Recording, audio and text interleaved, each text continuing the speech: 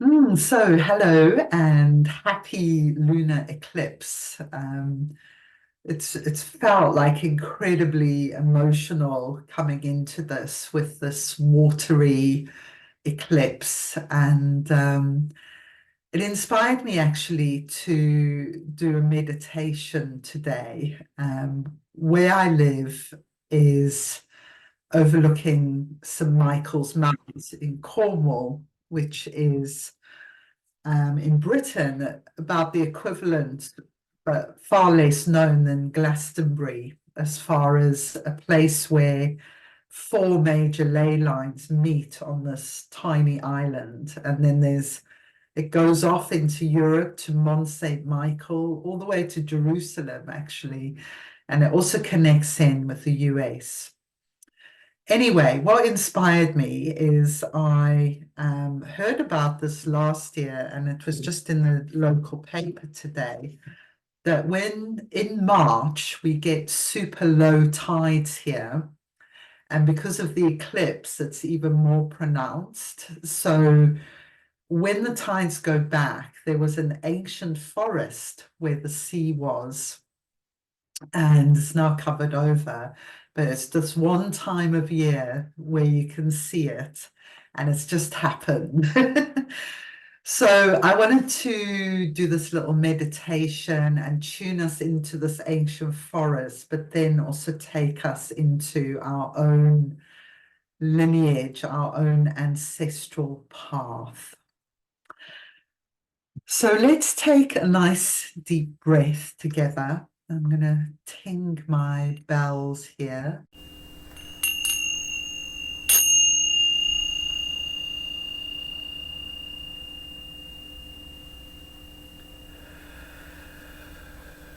And I invite us to take up the mudra of where the moon is today, which is the 18th gene key. And this is the mudra of perfection. All the fingers are touching in perfect balance. Just breathe into your hands.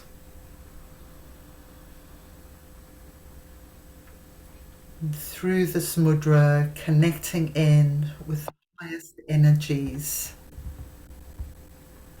of this lunar eclipse today.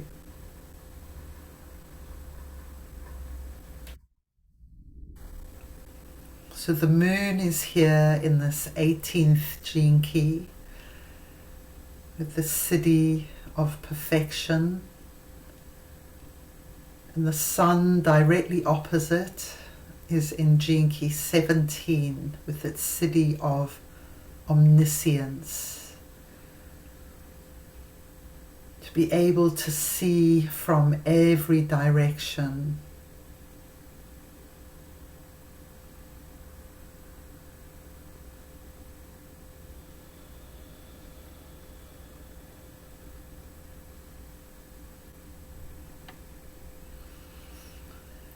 So I want to invoke and for you to imagine in your mind's eye this very ancient hill,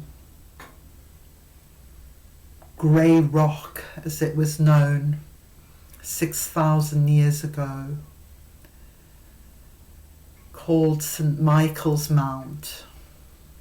And in these special moon tides, the water is pulled so far back that it reveals an ancient forest that used to be here once upon a time, and now they are just trunks and stumps and roots that can be found. And only at this very special time. And in these times, St. Michael's Mount was called Caraglus and Cus. Caraglus and Cus. That's the Cornish language. And we know it was in use so many 6,000 years ago.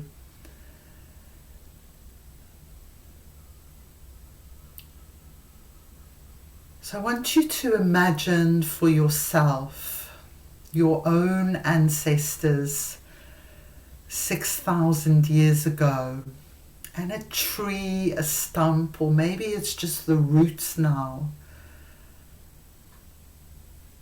of your lineage, your bloodlines. And that as we invite in this lunar eclipse energy, we are able to see into the invisible, into the subconscious realms, patterns that have not been visible before. Perhaps we've glimpsed them in the past. But today, and in the lead up to the total solar eclipse on the 8th of April, we have this window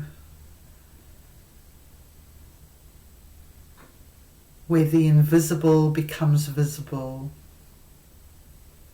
The ancestral can receive deep healing.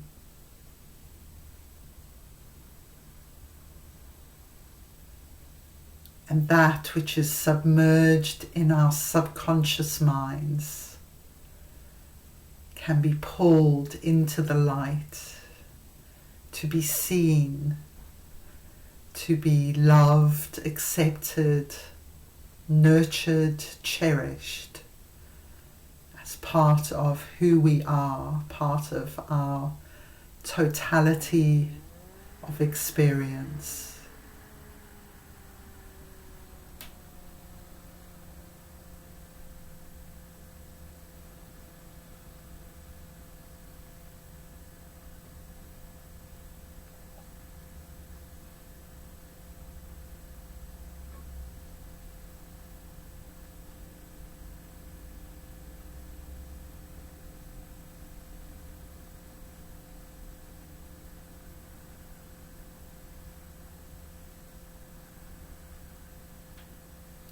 So I invite you, as you come back to normal consciousness, to open your eyes a little.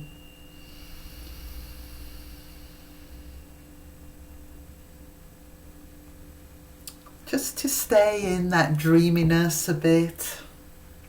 And we're going to be talking astrology, which can be quite heady. But don't feel you have to take it all in. Just trust that you will receive at whatever level that you need to from this moon today, and not worry too much about understanding every single detail. So welcome again. We're going to be looking at this lunar eclipse today, which is on the cusp of this incredible opening. I mean, I feel like I'm always saying this, but I don't remember anything like this incredible plume of energies that is coming into our world in April. So we're going to look at Pat's chart, and we're going to look at mine and Pat's charts along the way. And at the end, Pat's going to also tell us a little bit about the Mayan cycle and these 13 days that have ended today, because there's so many things kind of coinciding as well from different systems, you know, different processes. It all seems to be kind of coming together at once.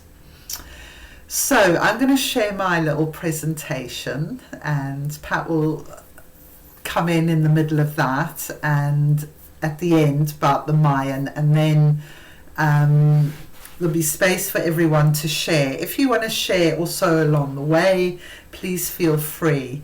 I am recording this for my YouTube, so if you want me to stop the recording, just write in the chat or ask me, and it's very easy just to pause it if you don't want to be recorded for that.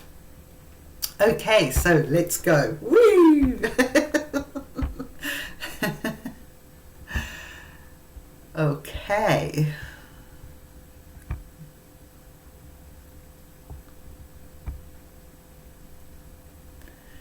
Okay, so the lunar eclipse, I've called it opening the inner eye, because the eclipse is in gene key, it's across gene key 17 and 18. So the moon is in gene key 18, and this moves from the shadow of judgment to the gift of integrity and the city of perfection. And then the 17 is where the sun is on the other side. And so that moves from the shadow of opinion into the gift of farsightedness and the city of omniscience, which is kind of like every cell in your body is seeing what's going on in the universe. So what these gene keys take us to is what feels like a very closed kind of way. This is my opinion. I'm not budging on it. And judgment. So opinion and judgment, they're quite a heavy combination. And then it feels like as we move into the gift, there's more and more opening up and being able to see things from other people's point of view. And that feels so important in our current political landscape, that we're able to, even if we don't agree with it, try and understand where others are coming from, so that we don't get locked into this shadow frequency of opinion and judgment. And we can move out of that into a bigger vision for humanity. That's kind of how I see it anyway. Okay, so this is the eclipse, and you can see from all my marks that there's actually quite a lot going on with it. Here is the moon. This is gene key 18, line 2, and here is the sun. They're in the red. And the sun is 17, line 2. So the line 2 is called the dancer, and it's very much about that one-to-one kind of relationship. So depending on where it lands in your chart, there is this dynamic though of it's playing out in one-to-one conversations or dynamics with people. So there's some nice connections here. So we have a square to Estrella there. So Estrella is all about the new golden age, and she's in Cancer there. So she's an asteroid that's all about us developing more subtle awareness, which is exactly what this omniscience is really, and perfection. It's subtle awareness of all the different dynamics in play, that we then are aware of the perfection of things. Whereas if we just see things as like black and white and in a closed way, we don't really get that. So Estrella's challenging us to kind of look at the subtle awareness, open our subtle awareness. And then we have a trine here to Pallas Athena in Sagittarius. So she's also a fire sign with Aries. And so there's a dynamic there to kind of come into our power, into our sovereignty with that fire energy. That kind of I energy is really activated in this eclipse. But so is the we energy, actually, through the second line and through the moon being in Libra.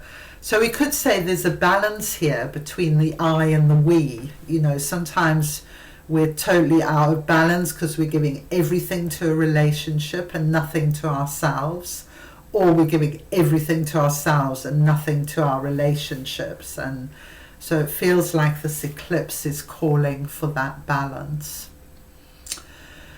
Okay, we have, so this is purple here, and here we have Neptune is almost in a perfect conjunction with Hygeia, the goddess of healing.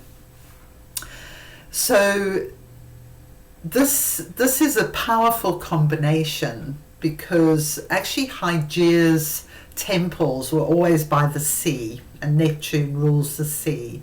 And Hygeia is about this healing that takes place in deep subconscious sleeping states or altered states. You know, I always connect to like with gong baths and stuff like that, which kind of change your consciousness. So here we have this beautiful healing energy that feels very watery in Pisces coming in, and we can see actually there's a lot going on in Pisces right now. So Mars has entered Pisces over there, and then we also have the Saturn-Venus conjunction in Pisces.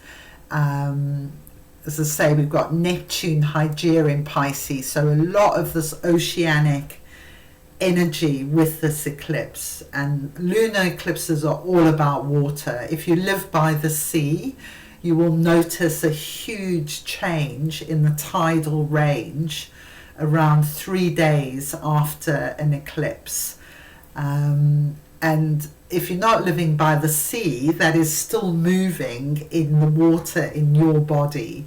So this is why eclipses can be really emotional times, because they're pulling all kinds of like this forest appears every once in a while, like things appear in us that we're not used to seeing. And then what we have, final thing I want to mention, let me talk about just to say that this Neptune Hygeia aspect is in that's in a square actually to Vesta, is at 28 degrees there. So the goddesses are very active actually at the moment. If you look at these aspects, they're coming in very exact to the main action. We've got here the North Node Chiron and Mercury. So that's all happening in Aries. So what we're having at the total solar eclipse, that will be exactly conjunct Chiron there. So we can see the sun is going to move and the moon's going to go fast all the way around, and we're going to have this exact conjunction with Chiron. Yeah, and we can see that Jupiter there is moving faster than Uranus. The closer things are in the solar system, the closer they are to the sun, the faster they're moving. So Jupiter is catching up there to Uranus, and we're going to have a conjunction of them later in the month, and I will mention that again in a bit. Yeah, so this happened at 7 a.m. our time this morning, so it's been and gone. But as I say, we're in the energy for 3 days, and in fact, if you sail or live by the sea, you will notice actually the biggest impact is after 3 days after an eclipse. Okay, so here's Pat's chart. I've been dying to look at this, Pat, because when you're talking, I'm like, oh my God, me and Pat have so much in common in our charts. So what we can see is that Pat has Jupiter at 4 degrees Aries, and the lunar eclipse is at 5 Libra. So the sun is just passed over your Jupiter there. So I'm going to hand over to Pat just to see how the eclipse has affected you, Pat, because hitting Jupiter there, that's a big energy in your chart. So what's been going on for you? Oh, yes. Okay. Thank you, Allison. Being in the ninth house, that is the higher consciousness house. And Jupiter is higher consciousness. So it's like a double energy of that Jupiter and expanding my higher consciousness and a visionary that I am with my pearl being Gene Key 17.1. So being Jupiter, I just have a few other asteroids conjunct that are not here that I'll just share too, which is Eros, which is a male principle, like a passion, such a drive for a higher spiritual evolution and within myself and then the collective. And also Eris is there, the asteroid, who is a spiritual warrior. And it was interesting with Saint Michael that you brought up. I very much work with a Saint Michael. He is my Vesta, um, the gene key actually of the root chakra in the sacred seals. It's the first seal. So I bring him into the energy and all my guides and ascendant masters. And I also feel a lot of like the galactic shaman here that I am as the red resident Skywalker, bringing into resonance the Kundalini through the seven spiritual um, chakra centers within the body out into the galactic and bringing the heaven and earth together. And the other asteroid there was Okibi. I don't know how to pronounce it because that's just my little bit of challenge remembering those words, but the white horse, It's a Kiro, a Kiro. Okiro. Yeah. And yeah, and Okiro is there too. But um in my chart, I being in Aries, I'm a self-driving person. I'm very assertive. I really am with my cross rulership. A self-leader within myself and raising, my consciousness and bringing that out into the collective with Aries being on my 10th house of my midheaven. So I have a square to Chiron, which we'll see in my 6th house of healing. And one of the things that I have to definitely do, having the gene key 17.1 of simplicity is line 1 is rooting myself into the earth because of all this higher consciousness that I hold and the galactic that I channel through me. Um, so the line 1 is the simplicity, and we're talking about the earth element, our home, our food, our needs, and the root chakra. And I love teaching the chakras, and I have taken it into art for teaching too in my local community. So the opposition of the eclipse being in Libra, Libra being ruled by Venus, is the balance. Again, the balance always to be in with self and relationships, because Libra ruling relationships and ruling finances and beauty. And I have my natal Venus in my 4th home. So I do most of my work in my home, which is very deep work. And I come into the computer ruled by Uranus and take it out my North Node in Pisces, which is conjunct with Ceres, Ceres, Ceres, the Great Mother. So that's kind of my highest soul path, which has a grand fire trine and a grand water trine.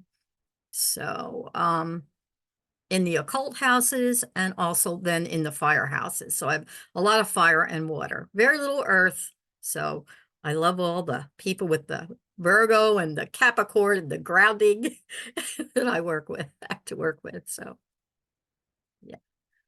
So yeah, and what happened right now is I actually am doing sound bath on the beach and have been asked by the felicitator to take this into my community deeper with her. And then I met a woman who is a writer of all of St. Michael, and she's a world traveler. And St. Michael guides her wherever she is to go to do her work, and she has written books. And I met her in a coffee shop by just saying St. Michael, and she was sitting at another table and came over to me. So that's one of the big groundings here. And I love your story, Allison, with St. Michael, because it is my internal flame and my Vesta of Gene Key 40 of my inner fire to ground with him. And then Mother Mary, my highest soul purpose, with 22.6 collective with Mother Mary. So that's my, so I think that's probably pretty much I could share. Thank you, Pat. That's wonderful. Yeah, it's really nice to kind of see it visually as you're talking, and see all the things you're talking about. So what I'm going to do is pop out. This is, so when Pat talks about a chart, I'm like, ooh. So if all of us did this, we would find, I'm sure, significant connections, because so in Gene Key's language, we're what's called a fractal family. We're drawn by Venus, astrology, human design, Gene Keys, into this fractal family. And when we look at our charts, we'll see that there are deep connections between us. When you look at this astrologically, it's like you can see past life connections through having these alignments. So for example, we share the nodes are very close. Pat's on the inner wheel, I'm on the outer wheel, but you can see our nodes are both in Virgo, first part of Virgo there. So that's a very strong alignment on the Virgo Pisces axis. So this is a 59-55 axis. Yours are also in that, are they, Pat, your nodes? You're muted. My nodes are 3 Pisces and South Node 3 Virgo, which to me is saying spirituality or direction in this life and past life healers together. It's slightly out on my chart for some reason. But yeah, Gene Key 55. Yes. And 59, yeah. Yes. Okay. So the other thing, if we look at the eclipse, so this eclipse is very close to my Chiron there in Aries, and there's Pat's Jupiter. So our Chiron Jupiter lines up, and then on the other side, my Vesta and Uranus lines up with your Mars and Saturn. So that's more kind of connections going on. And over here, our Venuses are almost at the same place as well. So it's Scorpio. So we have quite a line up there. And anyway, so it's a really fun thing in astrology, I think, to look at charts like connections. I wish I had more time to do it with everyone, really, and maybe we will actually. Now we're doing more charts, we'll see more connections. Yeah. Okay, so I'm itching to get back to Pandora, but there's so much going on. But this crossed my path this week. Pandora's just moved into Gene Key 24 now, which leads from addiction to invention to silence. So if we imagine Pandora as being about our repressed gifts, then this is a really interesting Gene Key, because it's all about how we might use addiction to actually keep our gifts locked away. So this friend of mine who's into Gene Keys sent me this amazing podcast by Lisa Marciano called Sounds True. She's just written a new book. She wrote one around motherhood, and this one's called The Vital Spark. I haven't written it down, but it's not actually available yet in Europe or Britain. But I'm definitely going to buy it when it is. And there's a podcast, you can listen to an interview. But this really struck me, and so why have I included it here is because an eclipse, as I've said, this reveals things in ourselves that may have been repressed and pushed down. And Lisa Marciano feels this, and I feel this too. She kind of puts it in very clear words that I feel Pandora is coming up now because we need to reclaim these parts of ourselves that are repressed. So I'm just going to read this because I just want you to go away and kind of sow the seed of seeing these parts of yourself and owning them, even celebrating them in this next time ahead as we go through this eclipse portal. So she says, we will each have our individual unloved life. However, there are broad themes in women's lives that allow us to examine 8 qualities from which we may have alienated ourselves and now need to reclaim. They are shrewdness, disagreeableness, cunning, desire, sexuality, anger, authority, and ruthlessness. Shrewdness, disagreeableness, and cunning allow us to care for and protect ourselves, respond to danger, and find our unbridled playfulness and humour. I love that. I'm definitely finding my unbridled playfulness and humour. Desire and sexuality invigorate us and have to do with our capacity for joy and creative exploration. They help us to feel alive. Anger, authority, and restlessness have to do with our ability to take a stand and assert ourselves. Used effectively, they empower us. Together, these outlaw energies help a woman to hew her own path and become the fullest vision of herself possible.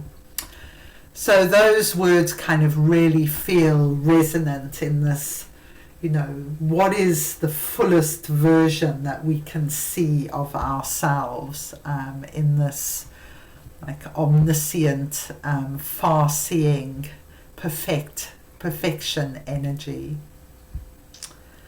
Okay, so I started writing all these things down. I was just like, oh my God, this is like amazing, all these things coinciding.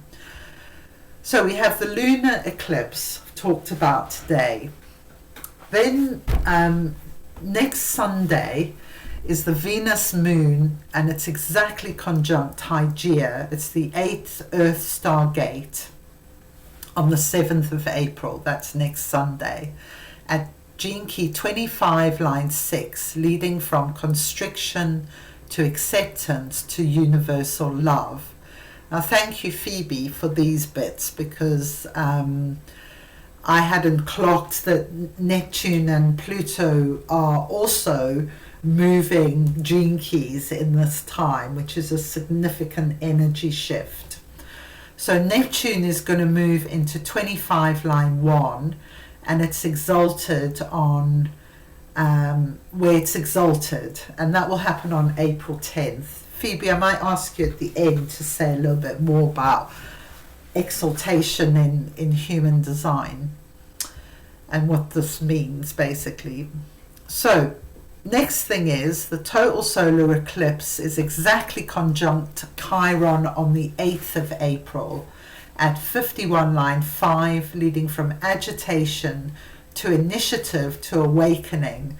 So you could really see like this energy is just like, and this is where the North Node was conjunct Chiron for quite a bit of this early part of the year. Then Pluto moves into the 41st gene key. Ignore that 41.5, that's not right. But 41 is the start codon, so it begins whole new like building blocks of DNA. And the 41 leads from fantasy to anticipation to emanation. So we could really see, well, what I perceive is the universal love of the 25 as Neptune opens up this universal love, that Pluto in the 41st has this capacity to start kind of building this new awareness, this universal love into the fabric of our DNA at maybe a much higher level than has previously been possible. And then we have Jupiter, Uranus conjunction and Venus Chiron conjunction on the same day, on the 21st of April. So we'll go into that more later in the month. And then Sedna enters Gemini in early June. So that's going to be another like huge energy shift. We're in a huge death and rebirth event. So in astrology, as we've seen, there's a momentous cosmic waves hitting Earth.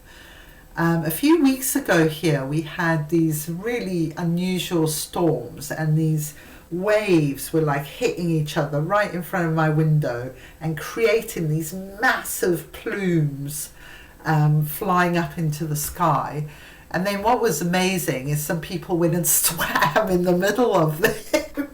I'm just like, really? They would just like completely disappear, like in these waves. And I think that's what this energy is like. It's like these cosmic waves hitting the earth, and it's just going to be like big, and we almost have to be like these swimmers and just enjoy the feeling of disappearing and being swept into these huge energies. So yesterday we went to church, and it was Palm Sunday, and so we're in Easter week as well, which is all about the lead up to Jesus's death. So we're in the Christian cycle, we're in a death and rebirth cycle. In the Venus cycle, we're in death and rebirth because Venus has just disappeared around the far side of the sun. And I'm thinking back actually to when this happened the last time,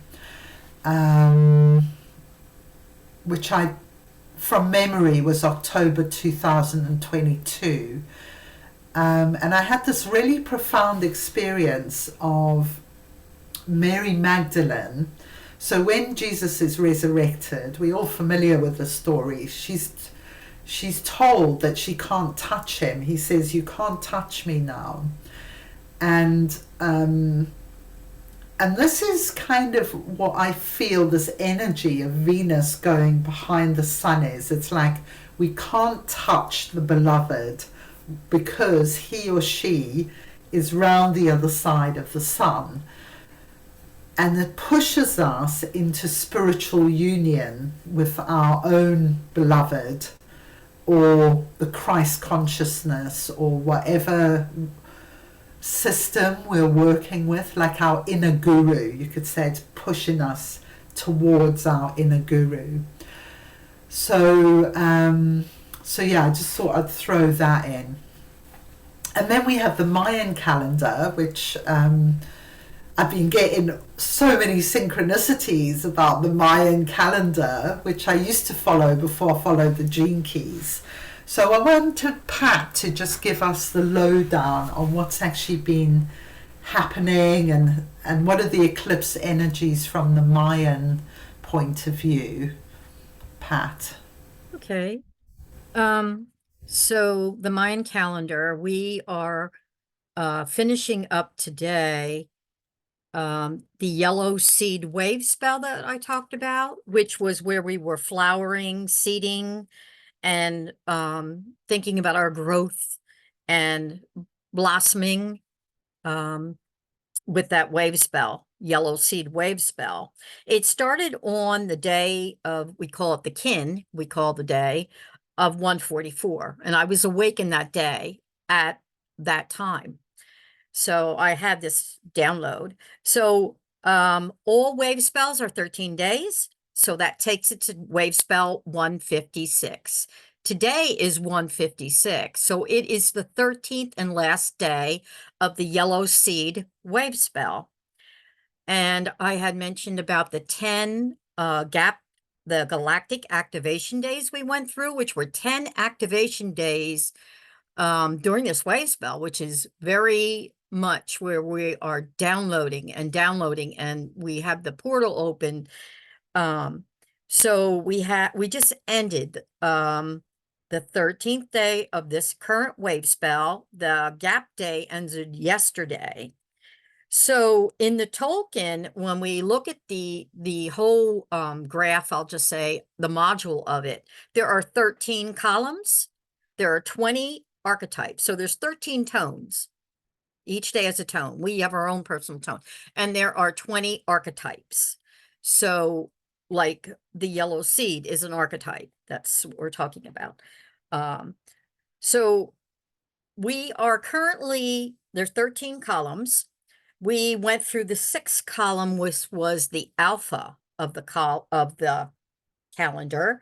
The 7th column is the spine of the Tolkien calendar. We're in the 8th column, which is the omega. So the heart of the whole token, it was in that column of the spine between the 6th and the 8th, the 7th column. We are in the 8th column. So this is the heart, and it's the core of the whole calendar. And this is what we went through in the past wave spells for the past month and so. So currently today, we are in the day of 156, which is the yellow cosmic warrior. And it's the 13th day of the 13th spell. So it's cosmic tone. The tone is cosmic today. And it is where we definitely transcend all our fears. We have a huge awakening for abundance and our divine quest. So it's actually the 13th tone takes 1 through 3 all together.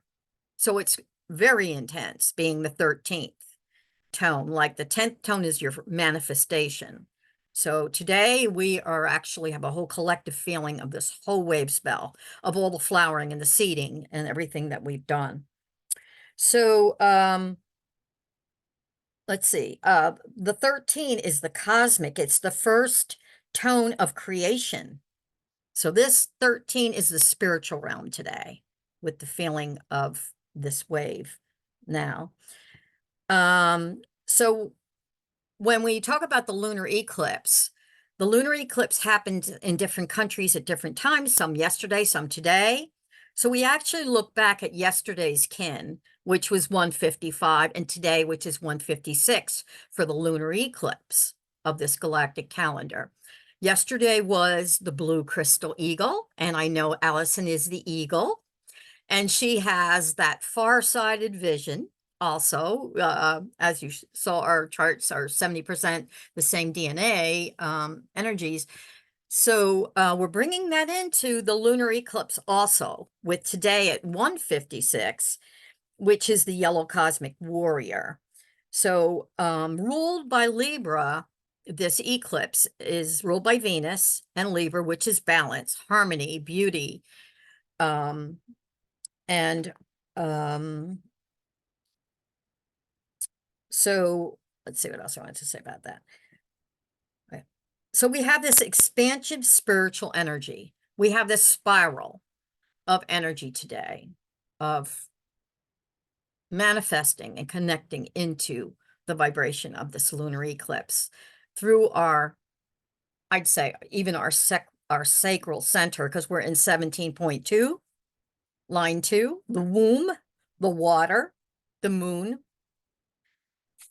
Okay, we are still, there are 13 moons in a calendar year. We are still in the 9th moon for this whole month for 28 days. All cycles are 28 days with the 13 moons because it's the 9-month gestation period, and it equals to 260 days for the whole calendar.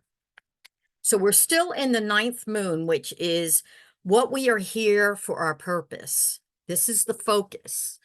This whole month was. We were feeling like our purpose, our purpose. We will go into the 10th moon on that calendar on April 4th. And that 10th moon is going to be about it's the planetary moon. So it's going to go really more collective, where we're going to take everything and we're going to bring it more into the collective, what we have seeded. And that starts on April 8th. So that'll be even before the solar eclipse. So the equinox and eclipse is the highest timeline with the vision of the collective for the cosmic consciousness. So yeah. So the other thing I wanted to mention today, again, we are in Kin 156, and we're about transcending all sense of separation. It's all about, the cosmic collective and the 5D and, integrating and grounding everything within. So the other thing I wanted to mention was the next wave spell is going to be red magnetic earth. And that starts tomorrow, because we're on the 13th day. We start a new wave spell.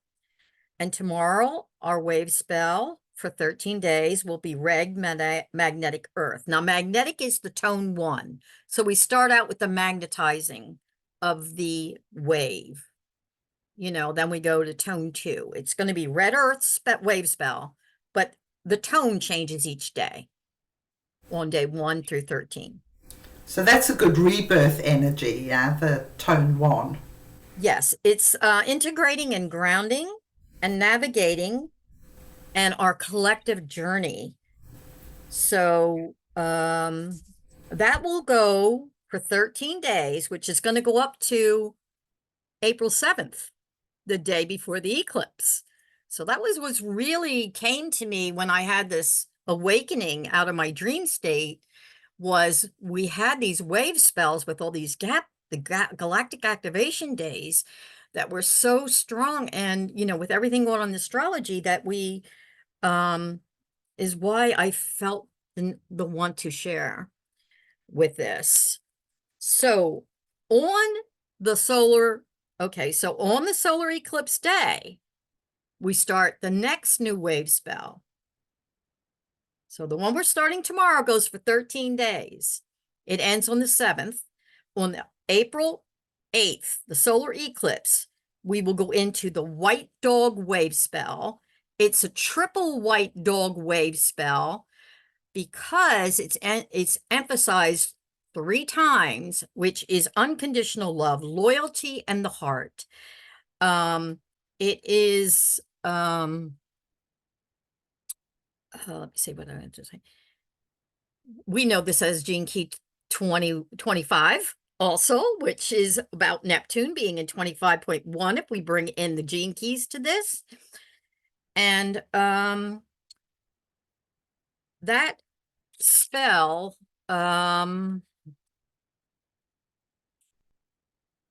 will definitely be a collective love experience. I just feel the eclipse is what this is bringing. It actually is very strong in heart energy with this wave spell starting on that day. So at this time, starting tomorrow, we want to ground a lot of what we have gone through the galactic portal days and our seeding and flowering and the red earth, which is the direction of the east. And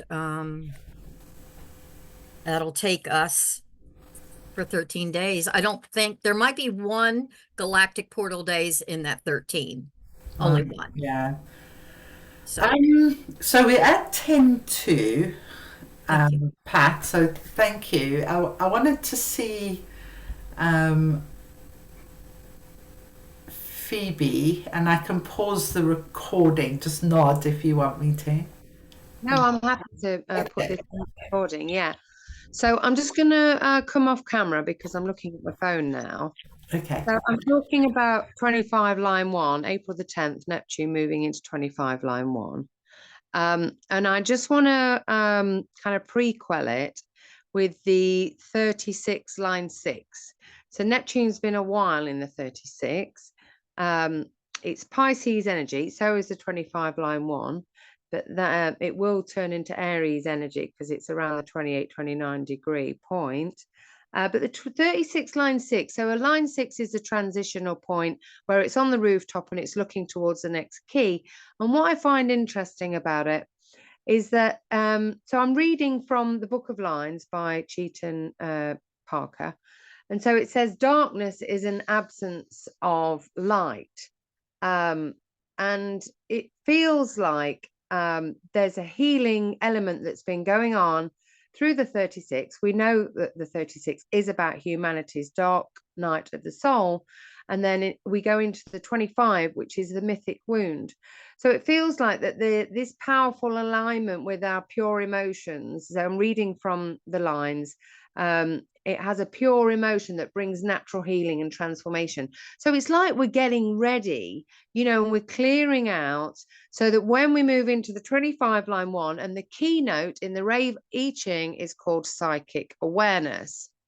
And so this is about having a deep attunement to a mysterious life. And, it's also a sacred seal. And I think if you look at the hexagram, I can't remember exactly, maybe somebody can tell me, but there's it's a heavenly energy. It's where we look above. We start to look above, whereas the 36 is very grounded in humanity. Then the 25 is clearly about humanity, but it starts to look up because it knows that the involution and the grace comes in and we get cleared. And not only do we get cleared, our gifts come online and we start to live a life attuned with the higher energies, which is super consciousness. It's love consciousness. So this is an exaltation that's taking place. You'll see that Neptune is exalted. And what that means is that for the whole of humanity, that line is being activated. So everybody is being activated for this. And that line, is now I did hear somewhere that we haven't had an exaltation for 60 years. But then I've just seen 36 line 2 has a Neptune activation. So, but I am just going to, because I've said that somewhere else, I think, on one of our calls. However, the Neptune hasn't been here since 1860. So a lot has happened since then. And there's probably nobody alive anymore. So this is a whole activation for the planet. And it feels so supremely amazing, like with this triple white magnetic dog, because most of us know like how amazing dog energy is, and that love and unconditional love and loyalty, devotion. So yeah, that's really beautiful that is coming online. And but I guess what we've got to remember is that there will be significant amount of people still stuck in these shadows of opinion and judgment. I was really loving actually what Tara read this morning from the Indian teachings in meditation, which is about actually just how when we hold these energies, we pull people into the energy. So it's like we don't have to go out and convert them, we just like we magnetize them with this magnetic earth energy into the realm of healing, so more and more people can shift into these more open, heart energies.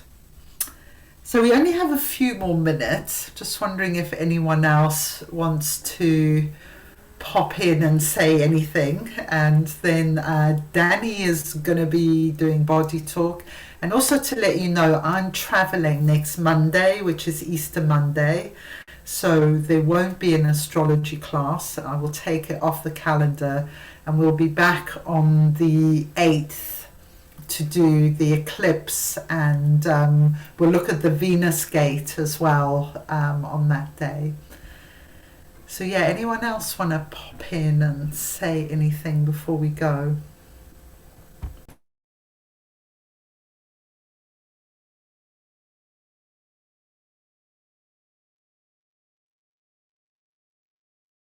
Beautiful class as usual. Thank you so much and for your contributions, Patricia.